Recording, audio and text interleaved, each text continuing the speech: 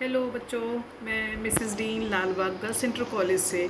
मुझे पूरी उम्मीद है कि सारे बच्चे अपने घर में अच्छे होंगे, फिटफाट होंगे, सब खैरियत से होंगे, अच्छे से खा पी रहे होंगे।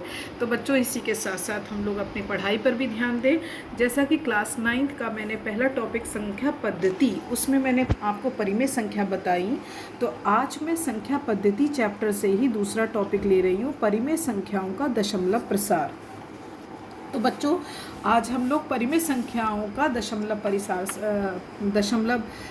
प्रसार पर कुछ प्रश्न का मैं हल करूंगी, आप लोग समझिएगा। और उसी से संबंधित मैं आपको कुछ क्वेश्चंस भी दूंगी। जैसे मैंने आपके सामने लिखा है टॉपिक परिमेय संख्याओं का दशमलव प्रसार। अब इसके कुछ मैं आपको एग्जाम्पल समझाती हूँ। फॉर एग्जाम्पल्स, जैसे कि मैंने आपके सामने एक क्वेश्चन लिया 7/8। जैसा कि हम जानते हैं कि 7/8 एक परिमेय संख्या है, क्योंकि ये P/Q के फॉर्म में 7 और 8 दोनों ही इंटीजर्स हैं। और यहाँ पर जो हर है वो 8, वो ज़ीरो के बराबर नहीं है, इसलिए पूरी तरीके से एक परिमेय संख्या है। यदि हम इस परिमेय संख्या को भाग दें तो भाग देने पर हम इसको दशमलव में बदल सकते हैं। और आज हमें इस दशमलव में बदलने के बाद ये देखना है कि इसका प्रसार किस रूप में होगा। शांत दशमलव प्रसार के रूप में होगा कि अशांत या असीमित दशमलव प्रसार के रूप में होगा। तो सबसे पहला एग्जाम्पल मैंने लिया 7/8। इसका मतलब है कि 8 से आप 7 को भाग दोगे। 8 का टेबल 7 में नहीं जा रहा, तो हम पॉइंट लगाएंगे और 0 बढ़ाएंगे, जैसे कि नॉर्मल हम लोग डिवाइड करते हैं। 8 8 जा 64, 6। ये सिंपल डिवीजन है, आप लोग सभी बच्चे जानते हो। डेसिमल लगा ही हुआ है, 0 बढ़ा सकते हैं। 8 7 जा 56, 10 में सिर्फ 6 के 4, आपका डेसिमल लगाइए फिर कर सकते हैं। 8 5 जा 40। आपने क्या देखा कि आपका भागफल जो है वो आपका भागफल क्या आया बच्चों? 0 पॉइंट। जब डेसिमल के आगे कोई अंक नहीं होता तो हम 0 लगा सकते हैं, क्योंकि इस शून्य का कोई मतलब नहीं होता। 0.875। और जो सबसे बड़ी चीज़ है, हम देख रहे हैं कि इसका शेषफल यानी कि रिमाइंडर वो क्या आ रहा है? 0। तो इससे ये हम देख पा रहे हैं कि जब शेषफल 0 है और भागफल हमारा 0.875 है, तो इस कंडीशंस में हमें ये दिख रहा है कि हमारे कुछ स्टेप के बाद ये भागफल की प्रक्रिया पूरी तरीके से समाप्त हो गई। तो इस तरीके के दशमलव प्रसार को हम क्या कह सकते हैं? शांत दशमलव या सीमित दशमलव कह सकते हैं। तो इस प्रकार के दशमलव प्रसार को हम लोग कहेंगे शांत दशमलव प्रसार, या इसका हम दूसरा नाम भी, क्योंकि ये एक प्रक्रिया के बाद रुक गई तो ये सीमित हो गई, तो या हम इसे ये भी बोल सकते हैं सीमित दशमलव प्रसार। बच्चों, मुझे पूरी उम्मीद है कि आपको ये चीज़ पूरे अच्छे से समझ में आ गई होगी, क्योंकि ये भाग की विधि सिंपल है, जो हम लोग क्लास 3 4 5 से करते चले आ रहे हैं। आपको सिंपल मेथड से डिवीजन करना है। डिवीजन करने के बाद आपको खुद पता चल जाएगा कि आपका शेषफल 0 आया कि नहीं आया। यदि 0 हो जाता है कुछ चरणों के बाद, तो इससे हमें ये पता चलता है कि जो दी गई परिमेय संख्या है उसका दशमलव प्रसार शांत दशमलव प्रसार है, क्योंकि ये इसकी प्रक्रिया कुछ चरणों के बाद अंत हो गई। अब मैं इसी तरीके से एक और परिमेय संख्या आपके सामने लेती हूँ। जैसे फॉर एग्जाम्पल, मान लीजिए आपके सामने मैंने ली 1/3, या ले ली 8/11, या कुछ समथिंग, कुछ भी, चलिए 1/3 ली मैंने।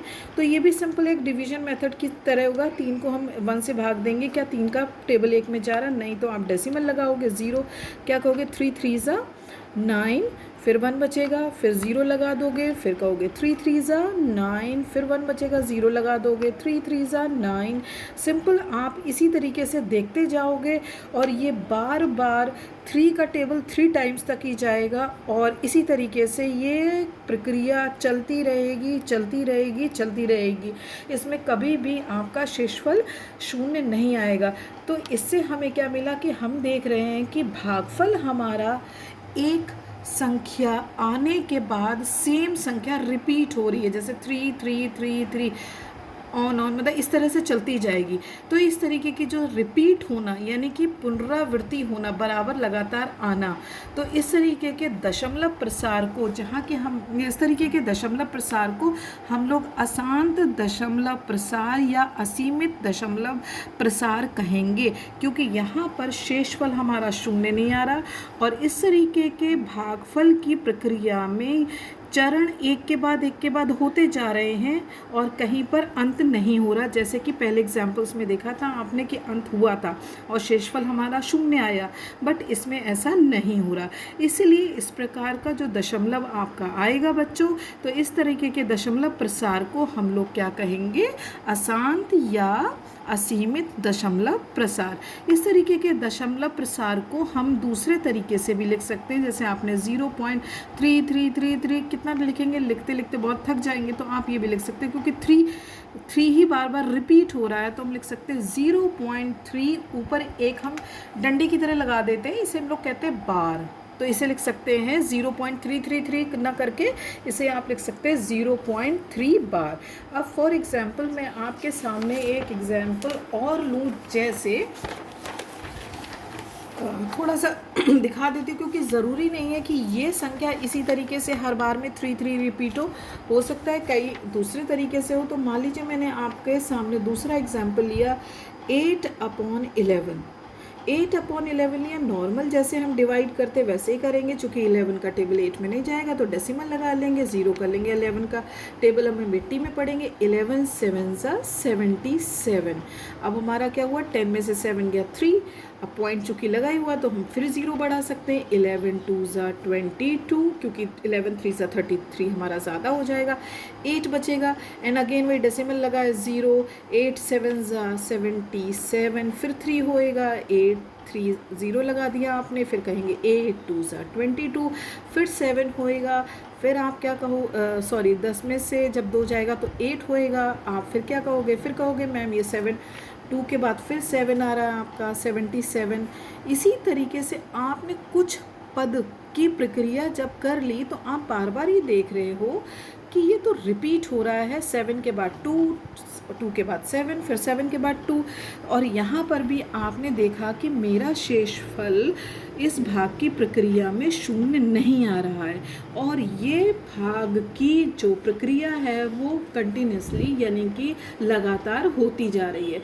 तो इस स्थिति में हमने क्या देखा कि यहाँ पर भी शेषफल शून्य नहीं आएगा, नहीं क्या बिल्कुल नहीं आएगा, क्योंकि ये भाग की प्रक्रिया समाप्त नहीं हो रही है और एक निश्चित अंक के बाद इन अंकों की पुनरावृत्ति यानी कि रिपीटेशन हो रहा है। तो इस तरीके के भी हम लोग दशमलव प्रसार को क्या कहेंगे, अशांत दशमलव प्रसार या असीमित दशमलव प्रसार। इस तरीके के प्रसार को हम लोग अनवसानी आवृत्ति दशमलव प्रसार भी कहते हैं, लेकिन आप सिंपल शांत और अशांत के हिसाब से जिसका शेषफल शून्य आ जाए उस तरीके के दशमलव प्रसार को हम लोग शांत दशमलव कहेंगे, और जिस प्रक्रिया में शेषफल शून्य नहीं आता उस तरीके के दशमलव प्रसार को हम लोग अशांत दशमलव प्रसार कहेंगे। तो यहाँ पर हमारा दशमलव का जो भागफल आया है वो आया है 0.727272। अब आप देख रहे हो बच्चों कि यहाँ पर यदि रिपीटेशन हो रहा अंकों का 7 के बाद 2, 2 के बाद 7, 7 यानी 7272, तो रिपीटेशन जिस अंक का होता है उसी पर हम लेकर के बार लगा सकते हैं। तो इसी तरीके के दशमलव प्रसार को हम लोग लिख सकते हैं 0.72 बार। यहाँ पर सिर्फ हमने चूँकि एक ही अंक रिपीट हुआ है इसलिए 3 हुआ तो 3 पर सिर्फ बार लगा, लेकिन यहाँ पर 7272 ऐसे आएगा इसलिए दोनों पे बार लगा। हो सकता है बच्चों, कोई ज़रूरी नहीं ऐसे हो सकता कोई मतलब आप भाग दे रहे हो ऐसे आ जाए 8211 211 इस तरीके से आ जाए तो आपने क्या देख रहे हो कि आप देख रहे हो कि यहाँ पर 8 वाली संख्या रिपीट नहीं हो रही है, बट 1 1 2 1 1 2 इस तरीके से हो रही है। तो जब यहाँ पर बार लगाने की बारी आएगी तो आप क्या करोगे 2 1 1, क्योंकि आप देख रहे हो ये वाला पूरा नंबर और ये वाला पूरा नंबर रिपीट हो रहा है। तो आप कहोगे 0.8211 बार, यानी 8 पे बार नहीं लगेगा, 211 पे बार लगेगा। इस तरीके से आप डिफरेंट तरीके के सवालों को, प्रश्नों को आप कर सकते हो। तो इस तरीके से हम किसी भी सवाल के द्वारा यहाँ पर परिमेय संख्याओं का दशमलव प्रसार निकाल के दिखा सकते हैं। तो प्यारे बच्चों, मुझे पूरी उम्मीद है कि आपको ये अच्छे से समझ आया होगा, और किसी तरीके की प्रॉब्लम हो तो आप कमेंट बॉक्स पे लिख सकते हो। तो इसी पे बिहाफ में आपको एक्सरसाइज 1.3 देती हूँ, जिसमें लिखा गया है क्वेश्चन नंबर 1 में 1 to 6 तक पार्ट्स दिए गए हैं। कहा गया है कि निम्नलिखित भिन्नों को दशमलव के रूप में लिखिए और बताइए कि प्रत्येक का दशमलव प्रसार किस प्रकार का है। तो बच्चों, जैसे कि मैंने आपको ये सॉल्यूशंस दिखाए थे, इसी बेसिस पर आपको ये सॉल्व करने हैं और बताना है कि दशमलव प्रसार शांत है या आसान। अब यहाँ पर आप क्वेश्चन नंबर 2 भी आप कर सकते हो। क्वेश्चन नंबर 2 के बाद आप ये 9 कर लेना, 8 कर लेना, 7 कर लेना। कोशिश करना कि आपको जितने हो सके, ठीक है। जो क्वेश्चंस आपको इस एक्सरसाइज में ना समझ में आए तो प्यारे बच्चों कमेंट बॉक्स में लिख दीजिएगा, मैं आपका उसका सलूशन दे दूँगी और अपडेट कर दूँगी time to time. Thank you बच्चों।